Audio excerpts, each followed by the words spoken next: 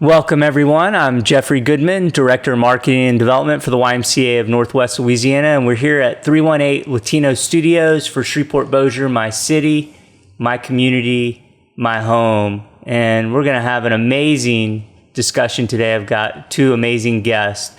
I have Lindsi and Dany Martin. How are you? Good to have you guys. Glad to be here. Well, super psyched to have you. So I'm going to hop in.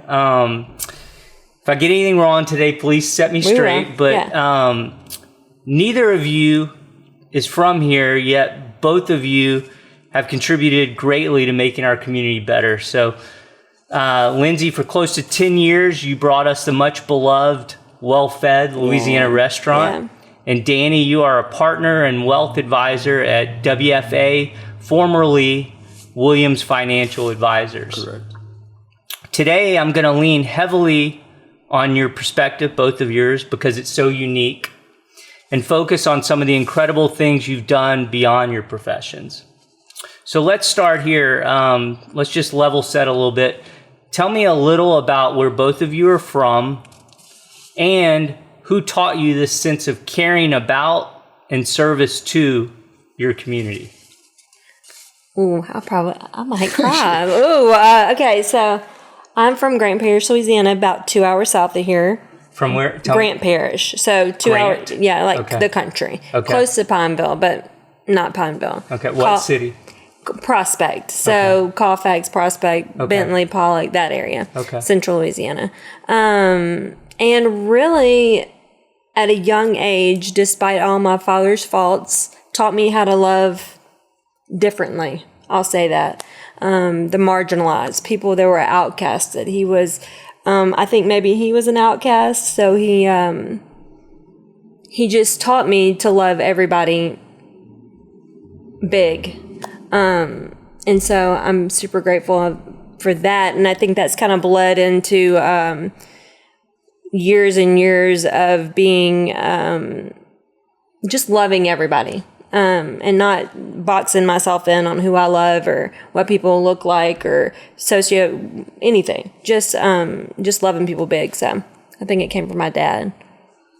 I'm from New Roads, Louisiana, right outside of Baton Rouge, and went to college in Natchitoches, spent 4 years there. Moved here for a girl, lasted about a week or two, not Lindsi. Not me. I'm grateful for it. It got me here, got me in school, Louisiana Tech. Got my master's in business and actually got a job at Capital One Bank through Keith Bergeron, who was over the bank at the time and was from my hometown. So I wish I could say his last name the way you do. Bergeron. If I tried all my life, I would never get there. Bergeron. So I never had really even been here, and that was in 2006. So we'll make 20 years. And I guess how did I learn to treat people? Probably Lindsi.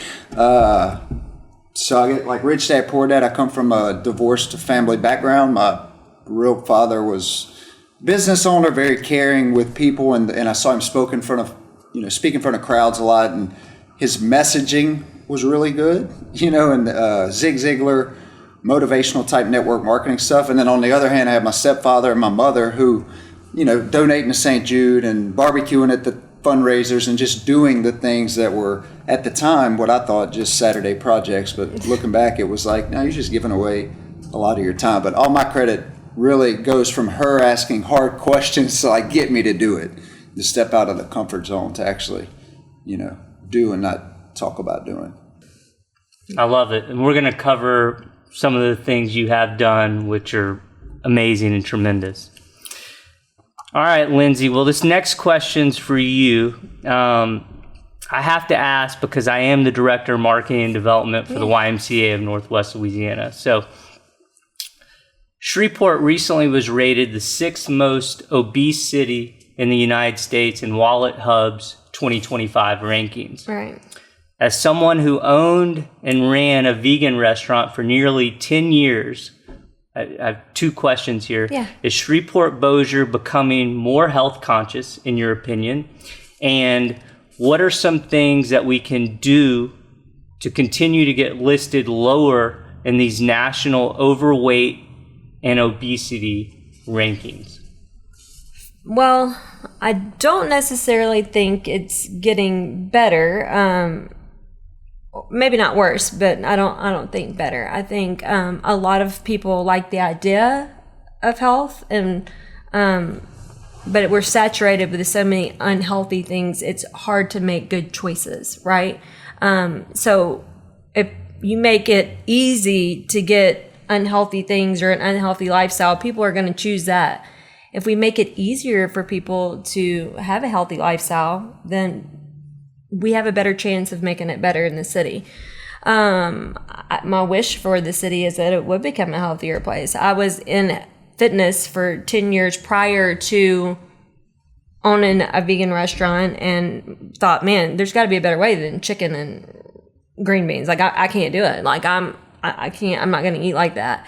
Not that there's anything wrong with it. It just wasn't for me. So an abundance of vegetables and fruits and things like that just became my lifestyle. And thank God my mom was like, well, I forced her, but she moved here and was our chef for Well Fed. And we really did serve the community. That's what we were doing for 10 years. It wasn't about money. We really closed because I didn't want to continue to go up on prices. So I wanted to serve everybody. And if it became a place where I couldn't serve everybody, then I couldn't do it anymore, because that's the kind of mission we were on, to get healthy food and affordable food for everybody. So, and what was the second question? What are some of the things that we can do to continue to get listed lower in these national overweight and obesity rankings? And kind of along those lines, I mean, you said if we can make it easier to access healthier, so what does that look like? Drill down a little bit there, if you could. Like, what would easier access look like? I think that we've done, they've opened a couple places in town that have fairly healthy things. Tropical Smoothie just opened in Shreveport. There's one in Bossier. So there are a couple things opening. Glow and obviously Zozzle and everything. But not everyone can access that, right? So it's really educating people on what a healthy lifestyle looks like. I know you guys do a good job of that at the YMCA, educating people on what a healthy life looks like. Because it can be generational, right? We talk about DNA passing. It's really food. It's really our food has been passed down through generations and it has caused disease. So, I mean, I grew up eating. My mom cooked with Crisco most of my life. So, I mean, I'm from the country. We ate soul food. That's what I grew up on. We just had to find a better way to do it, right? I'm not saying not eating meat is better. That's what works for me. So you really have to find what works for you and your family and what makes you feel good. Not feel like good. I mean, like health-wise, what makes you feel your best? Because that's what it's always been about for me, right? I want to be. Why wouldn't I want to be my healthiest and strongest? Why would I want to feel bad? And I think a lot of people don't realize how bad they really feel until you start navigating a health journey. And I really think education is key to that piece of it. I agree. And, just listening to you talk and kind of thinking, I mean, we've talked a lot on this podcast, whether it be about crime and coming up with more preventative measures. So we're not always just reacting to problems. We're actually, we're addressing it upstream, not downstream. Yeah. Whether, it's education and just being more intentional, being more preventative and less reactive. Right. And kind of sounds like that may be a approach we need to try and incorporate into our culture locally when it comes to health and wellness too. I agree with that. Yeah. All right, y'all. Well, this podcast was created in response to what I saw as a growing sense of community apathy and low self-esteem. Both of you obviously and very clearly represent the exact opposite of that. So as a couple who have done and continue to do so much for our community, my question is, what do you see as ways to get more people like you to focus more on we than me? You want me to take it? Yeah. Let's ruffle those feathers again. Yeah, I'm like, So I think people have, in any situation, life, sports, marriage, kids, parents, business, whatever it might be. They've got great intentions. People want to be champions. Like who doesn't? I mean, I guess there's some people that maybe don't have that in their DNA, but a lot of people aren't willing to put in the long-term daily work, right? So like, I want to change the community, or I want to change my business, or I want to change my family, or be a better parent, or my health, or whatever.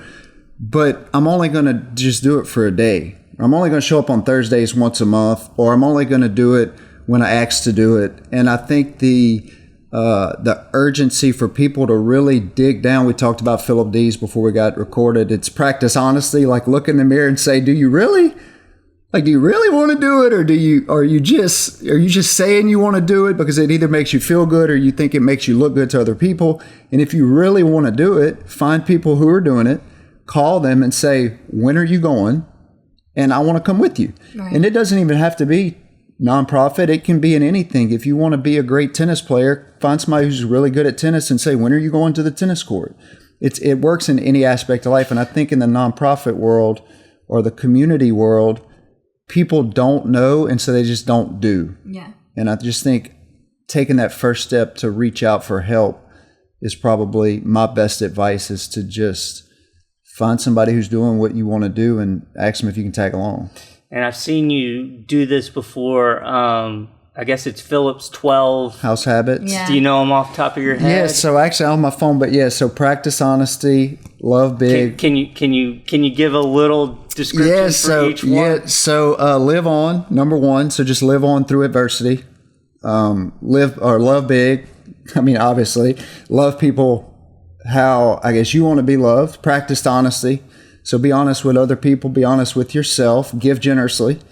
Don't give just because you were told to give. So just be generous. Embrace discipline. It's one of my favorite ones. So like most people have discipline, but Philip's really focused on embracing discipline. Like enjoy the process.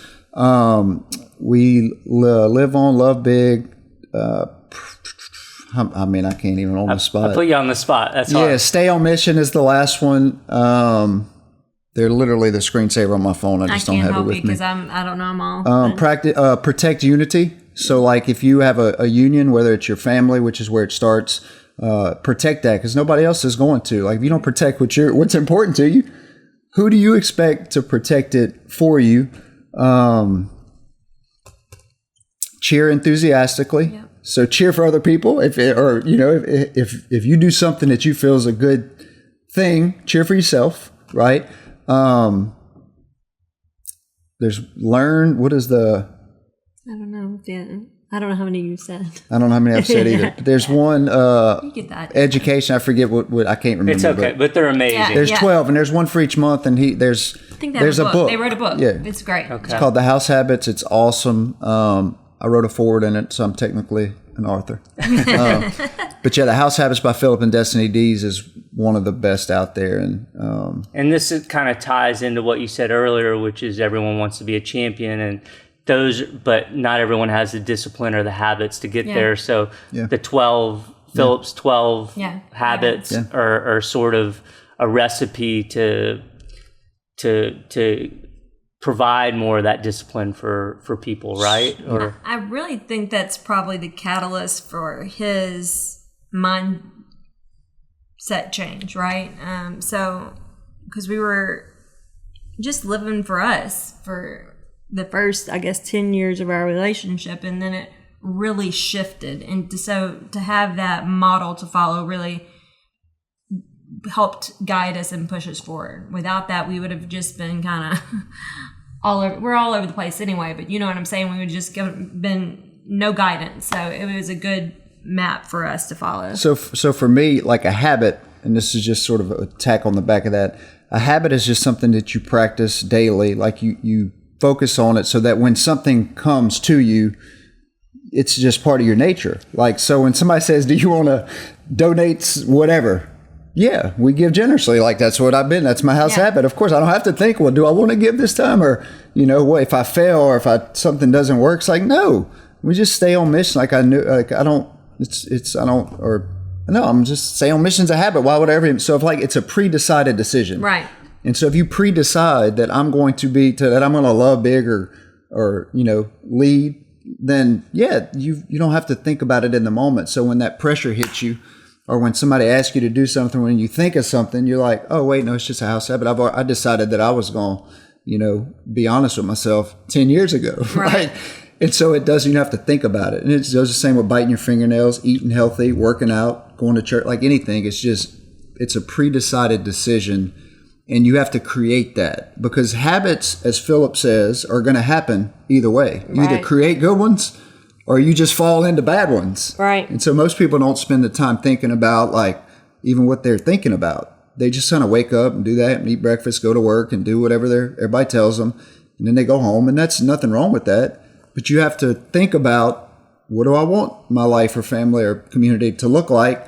And then you say, okay, how are we going to do that? But it's just a daily reminder. People ask us all the time about our family and how do we do what we do and all this stuff. And we still don't really know how big the stuff that we do is. Like other people tell us, and I know it's big, but it's like, man, I just wake up in 2016 and made sure that A had breakfast. That's where it started. Step one. Did he get to school? Yeah. And they're like, well, you got all. How do you? I'm like, look, man, I just made sure that he got up and went to school, and then I picked him up, and then we ate, and then we did it the next day, and then you just do it every day. Right. And so if people just do that in nature, the problem is it takes a long time. It's not it's not an Instagram, TikTok post where it's just happens and you become, it's a grind. Yeah. And it's tolling. And if you don't have somebody to bounce it off of, if I'm that first night on any of it, my business, her business, all of the boys, if I'd have just said, that's hard. I'm not doing that. Yeah. That's too hard.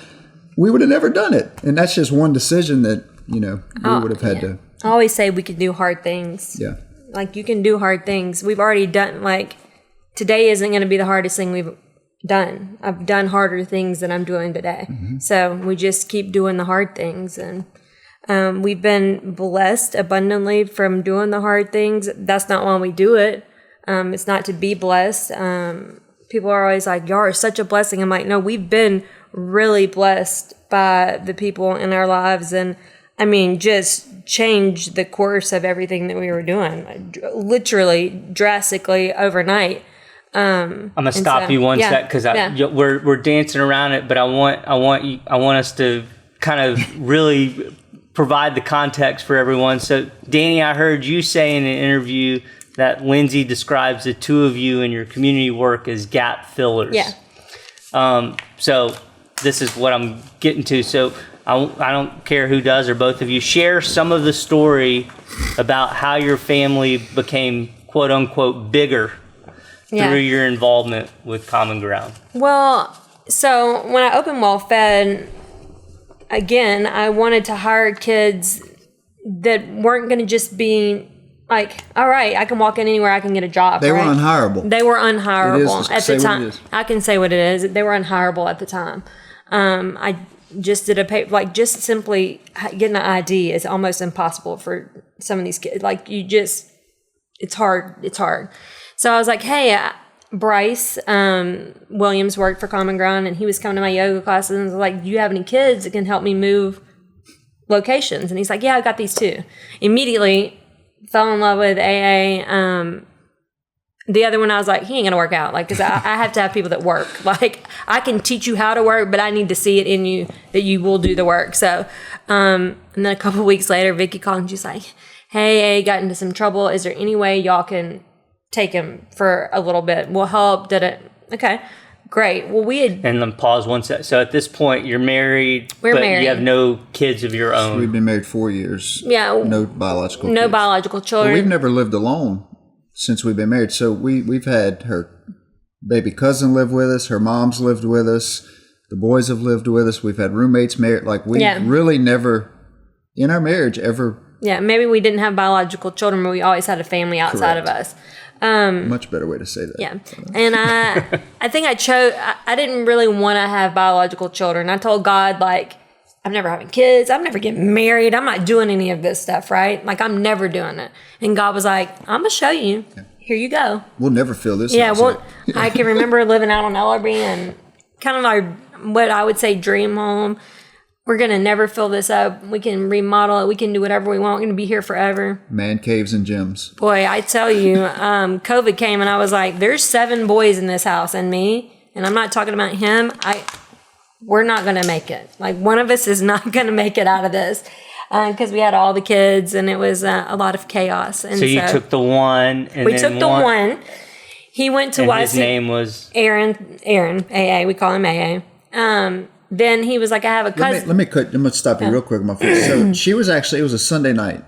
She was in the bathtub. Yeah. And Vicky calls, or Matt calls and has this conversation. Who we've had on this podcast, Yeah. Matt and Vicky Whitehead. They're incredible. angels of Shreveport. They really are, yeah. Of Cedar Grove. They are Mama Vicky and Coach Matt. So anyway, she's in the bathroom. She's like, hey, can you come in here for a second? So I walk in there and it's a Sunday. I'm like watching football. And she goes, hey, Matt, Vicky just called me. They got a kid, basically, would you be like, he needs a place to go for just 2 weeks. It's just going to be 2 weeks because he's on probation. If he gets in trouble, then he's going to go to jail and he's going to go to YCP. And I looked at it, I was like, but the only excuse, and I say this on almost every podcast, it was inconvenient.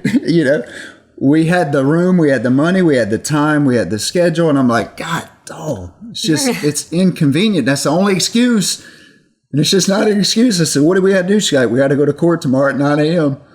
I was like, and so really it was like a Sunday, just like walked in the bathroom. And in that moment, I was like, I guess we're going to court. And so that's how that first conversation went. Just 2 weeks, though. It was only going to be a couple weeks. Yeah, and that turned into his cousin moving in, and then who is Calvin, and then baby Jay moving in because his mom had taken on 4 of her nieces and nephews. So the house was full, and then there were some violent things happening in the city, and so 2 more kids moved in, and then COVID happened, and Calvin's little brothers needed a place to stay. So it was just, we were multiplying at a really fast rate. Again, super blessed through all of it. I will not say that it has been easy. Sure. It's incredible. We have had some really tough times. Some not so good things have happened. But on the flip side, we've been tremendously blessed, and they changed our lives. And we now have 6 grandkids, so we've really multiplied. They're all in their, A will be 20 and 25 in December. We met him when he was 16, so we've been doing this a long time. No one really understands our family dynamic. We don't really explain it a lot because. So how do we, are we, so if we were putting some sort of language around it, are you foster parents? Are these your foster children? Are these just. We never really called ourselves anything other than parents. We weren't foster parents. We weren't your ballot. We've never tried to stand in and take the place of their parents. They all have some of them have fantastic parents. So we never tried to take that away from them. That was not what it was about. It was like, hey, you need a safe haven. We're that. And that's what it's been. And fast forward 2025. We did have to book, like we were legal guardians. Education, medical, and like power of attorney. So we had some legal documentation. That was one thing. And we had gotten asked by Cassie a couple of times through purchase, right? To like take in some girls. Yeah. And multiple times. And I was just like, baby, like, I'm just like, I can't, like, I'm a good guy, but I'm in the point of business and like, I just can't take the risk. Yeah. And so when they came with the boy, I was like, all right, well, no, it's the excuse. So we don't have an excuse. So today, in 2025, are there kids with you still to the? Mm-hmm. Yeah. So we moved closer into town, and they all kind of moved in with us.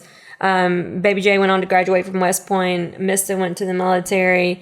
Pooh Man has a house. Calvin is still living there because he's doing an apprenticeship. Calvin's just saving money. He's smart. He could get his own place. Yeah, and then Shay and 2 of the babies live with us. So we've acquired more children over the years. Mm-hmm. Fat Daddy, who just left for the military, lived with us for a brief stint. So we've housed, people are like, well, how many kids do y'all have? I'm like, we don't have a limit. Did we have 5 boys and it multiplied? Yeah. I think we had 16 stockings on our mantle for Christmas. Yeah. So 16, I guess. We went from 2 to 16 in the course of, 9 years? Yeah, so, 8 years? So 6 grandpas. So now there's 6 babies involved, too. Yeah. Under the age of 5. Have other people looked at you and... I know people have looked at you and said they're crazy. Have other people looked at you and said, that's an example that I want for my life, or I need to do something that's closer to that. I think people genuinely probably think that we're crazy. Like, they're like, I think it seems unattainable, right? Like, I couldn't do that, or I wouldn't do that, or I'm never going to do that. Instead of just saying, maybe take one kid or mentor. They don't even have to move in. Like, go pick them up from school, take them to get some dinner, check on them, check on their mental health. I think that's something that's drastically underserved and under talked about in the community. If we're talking about common ground, these young boys, there is so much trauma on trauma on trauma on trauma that doesn't get talked about. And as a society, our rehabilitation is jail or death, and that's got to change, or Shreveport's never going to change. And so if people just take the time to, I don't want to say mentor, hang out, be their friend. Like, you don't have to mentor them. Like, you don't have to, here I am, this is what just hang out with them. And that's what common ground, why it's so incredible is that's what we do. We're just hanging out with kids. That's it. We're not doing anything else other than just like being a part of their lives and loving them. Not that they're not getting love at home. I'm not even saying that. I'm saying that they need to see a different, they need to know that they're not bad. Just because someone tells you you're bad doesn't mean that you're bad, or they need to know that they're loved. Yeah. You're not bad, you're hungry. Yeah. Or you're tired. Yeah. That's what it is. So. We've had people, I mean, I won't name any names, but even recently there's been other families at Common Ground that have taken other kids. Yes. In, like right now. It is happening. There are people like, hey, I can do this. Show us what you did.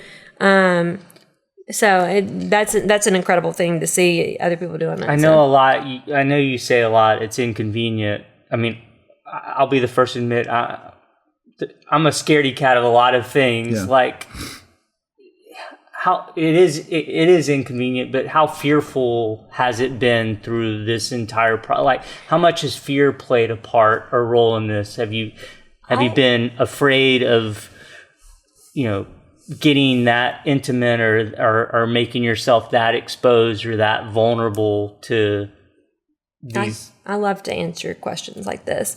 I can remember very early on dropping AA off at his house, right? His original house on 71st. 71st? Yeah, Henderson 71st. Anyway, in Cedar Grove. And they're like, don't go down the street. Just drop him off on the corner. I'm like, okay. So as a society, we think it's okay for kids to live in neighborhoods where we're afraid to drive down their street. I got a soul problem with that, right? If y'all have gotten me so scared to drive down their street, no child should have to live through that. And that's just been my motto. Have some scary, terrible things happen? 1,000%. I'm never going to also encourage bad behavior or say that they weren't wrong when they were doing wrong things. They've been wrong. We've been wrong. We've made some mistakes. We didn't know what we were doing. And then, am I afraid for me? No, I'm afraid for my black male children. That's my fear. Every time I hear a siren, every time I see that there's a murder, that's who I'm scared for. I never will know what it's like to be of color. I will never know. But I know what it's like to be the mother of people of color. And it's scary for them. So I don't have fear built into me, so I'm really just day by day. I can't think about the big picture. Physically, like fear, zero. That one day, and I was the guy driving the truck. I was the one that got told, yeah, you gonna just drop him off, but you ain't driving. Like, I got a brand new truck. I got headlights down there. I'm not driving. I don't know who's down there. And she's like, I was like, I'm not going. And she's like, but you're cool with the kid living? I was like, oh, yeah. Why'd you? And it just in that moment, I was like, you're right. And then I'm not saying I wasn't fearful next time I drove down, but just don't know. And now we can drive down there and people waving at us and we can stop in houses. Like, it's just, nothing ever happened. We're all the same. Yeah. That's what people don't understand. We're taught to fear what we don't know. Yeah. Right? Obviously, they weren't keen to the idea of moving in with white people. I mean, like, they were probably more scared than we were. Right. They didn't really get intimate and talk to Dany for years. It was just a surface level. It was a little different for me because, you know, I'm like a mom or whatever. But to have a white male at that, that's scary. Yeah. Like for young boy, it is. I mean, that's just facts. They've been, I mean, I can't get into all of it, but it's facts. It's scary. Well, I asked, this is my final formal question. I'm going to come back to you after but I asked Matt and Vicky this exact same question. I'm going to ask you guys. So I want each of you to share a story of a preconception you had or a gap in understanding or awareness that you had that's changed since these boys came into your life. So mine's like practical, and I probably use the wrong terms, and you know, if I offend anyone, I don't mean anything by it. They wear do-rags, like our boys were wearing do-rags, you know, and when we're taught like, why are you dressing like that? Why do you have dirty clothes? Like, why are you wearing a hoodie? It's 100 degrees. Why do you have a do-rag? And through all this, I've learned they didn't get their hair cut. And that's all the clothes they had. Like, it's just a preconceived notion. Like, that's literally, they were covering their hair.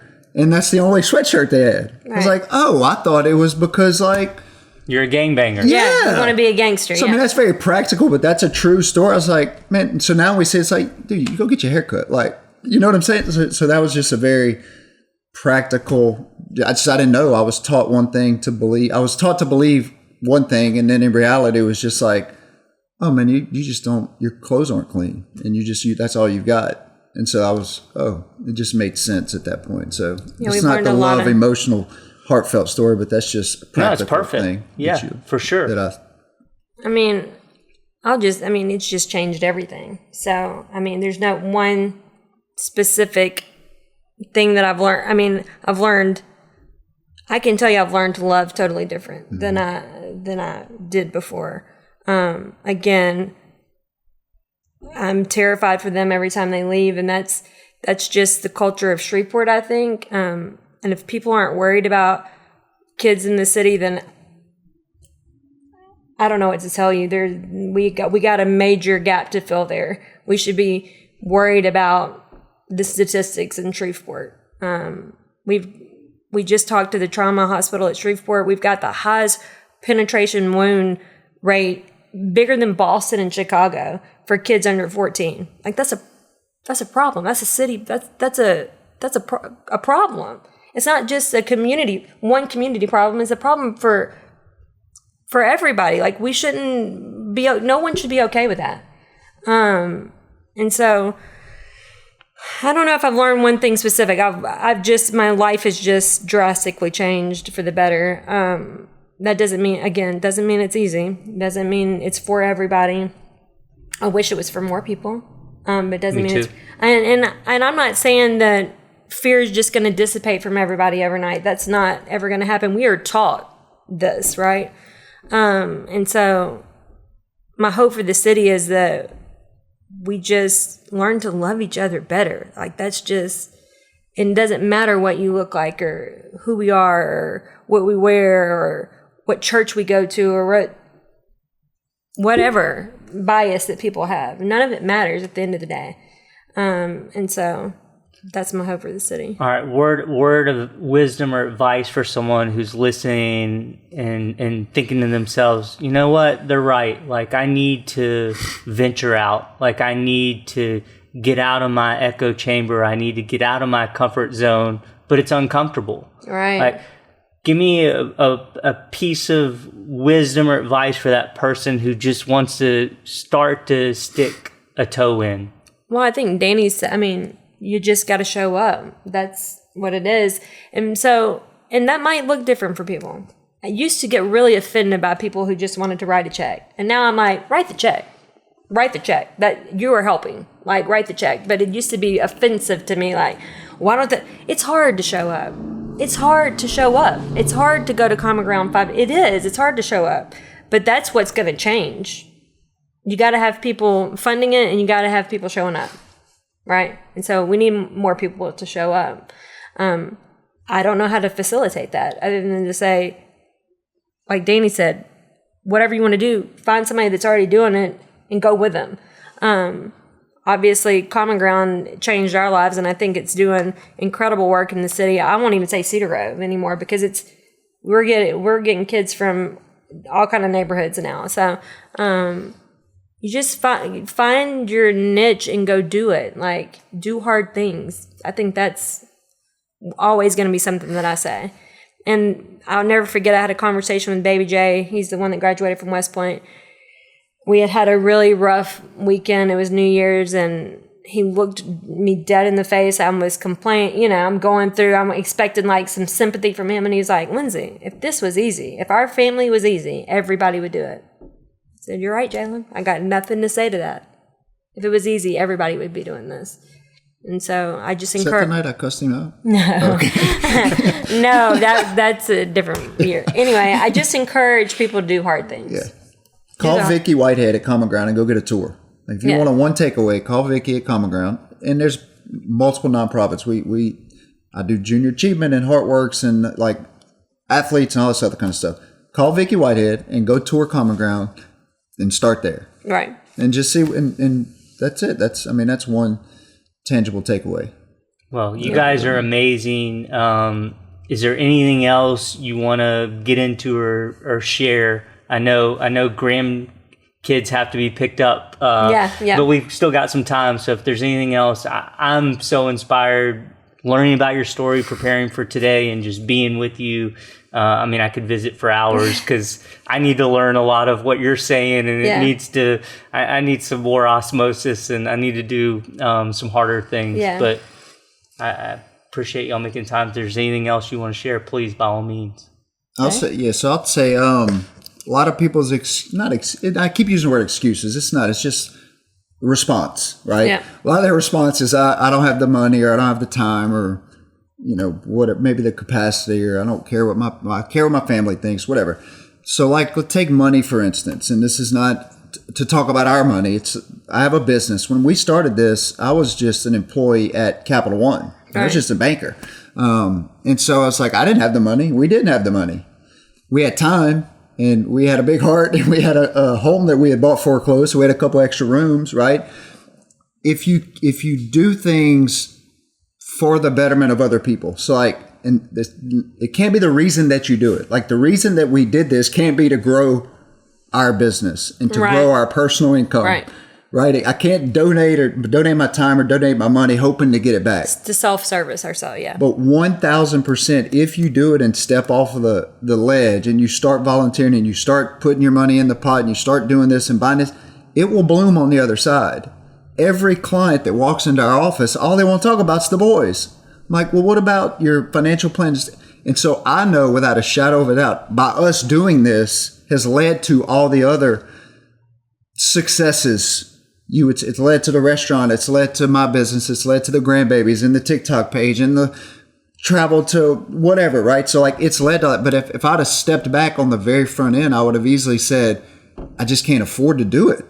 And now it's like, we can't afford no matter what comes to us, there's always a way to do it and pay for it, and the time we'll figure it out. Like, I'm gonna be to pick the baby up at 4:30. That's it. I'll just be there. Yeah. And so I would encourage people to stop taking such a short-term view and don't self-servicely serve, but you just got to know that on the back end, the more you put into it, it's going to pay you 10 times on the other side. And not just monetary, everything. Everything. Heart, compassion, gratitude, like growth. Now the little babies at the donut shops, like bringing donut holes to the people in the car next to them. Like, it's just passed on. But you got to take the first step, and you cannot think too big about it. You have to have big time vision and small daily habits to make it all work. And I think that I got this tattooed on legacy, right? At the end of the day, what do you want your legacy to be? What do you want people to say about you? A lot of people don't even know what we do, how our family dynamic is. I don't like to talk about it because people don't understand it. It's really hard for people to grasp and understand. I've always been one of those people. I don't care what other people think. I do not care. And so I think people need to adopt that a little bit more. It doesn't matter what other people think about my family. I don't care. I don't care what you think. It doesn't, it's no offense. I just don't, if I cared what everybody thought, including my family on some level, I wouldn't be doing this. And so it's really about what kind of legacy do you want to leave behind? And then how can we start to change other people's legacies, right? How can we start to change those generational things that have been happening? I'm not just saying for them. My dad was an addict. My brother died when I was 19 of a drug overdose. Like, I wanted a different legacy for my life. And that's one of the reasons I didn't want to have biological children. I was terrified of what genetically could be passed on. And so now we've had the opportunity to help people change their legacies, right? And not just them, but I mean, like Calvin's 10-year-old brother is now at Common Ground, right? So he's graduated welding school. His single mom has 3 boys that have graduated high school. She stopped school when she was 13. That's a big deal. It has nothing to do with us. It has to do with now a legacy has been changed. Their generational curses or whatever you want to call it have been changed. Year after year after year after year, 3 high school graduates from a mom who stopped school when she was about 14 years old. That's a big deal. And kudos to her. That's what I'm saying. We never want to take it away from the families that raise these boys. That's not, we just stepped in to fill the gap. And I think that people need to look for gaps and fill them. It's really that simple. There's a lot of gaps. There's a lot of gaps in the world and a lot of gaps in Shreveport. And I hope people will just step in and start to fill them up. Legacy. Live the life you want to leave. Yeah. That's ultimately what that tattoo is. Yeah. So that's what we're trying to do. Yeah. You are, and you're the two of you are more than doing your part. You're filling massive, much needed gaps in this community, and I'm so grateful. Thanks for being here. Yeah, thank you so much. Thanks you. for having us. We appreciate it.